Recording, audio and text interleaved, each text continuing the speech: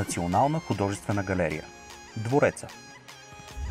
Намираме се пред първата музейна сграда, в която се разполага Националната галерия. Двореца. Една от най-значимите институции за изкуство в България и дом на някои от най-важните произведения на изкуството в страната.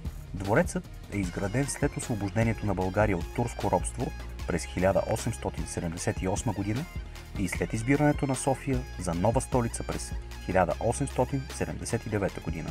Първият български княз Александър I Батенберг възлага на виенския архитект Виктор Румпелмайер да преустрои бившия турски конак, където в далечното минало се помещавал и затвор в подземията, а тунели под него водили до други сгради.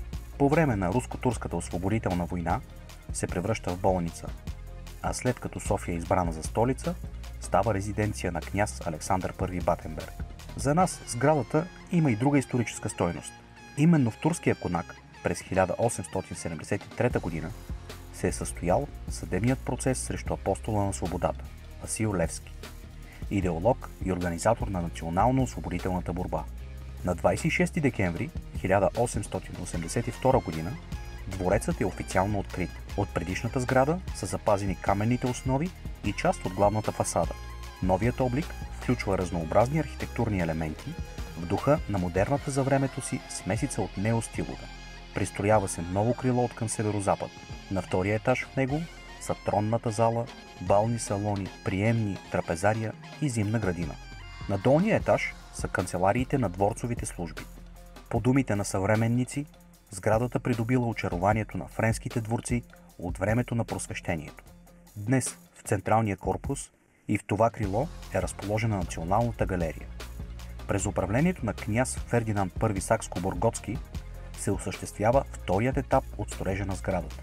Проектът е на австрийски архитект Фридрих Грюнангер и включва изграждането на триетажния североизточен корпус, който е изграден в периода 1894-1896 година и е предназначен за апартаментите на княжеската фамилия.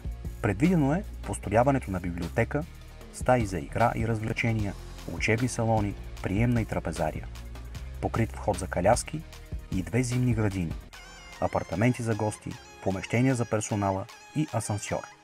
Сега в това крило се намира Националният етнографски музей. През 1942 година царското семейство се мести във Врана и Царска Бистрица, а през 1946 година дворецът се превръща в седалище на Министерски съвет и висшата партийна школа. Една от залите дори се превръща в кабинет на Георги Димитров.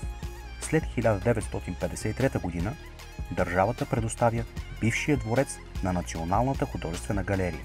Тогава нейната колекция включва близо 12 000 произведения на изкуството, включително българска и европейска живопис, скулптура, икони, графики и много други.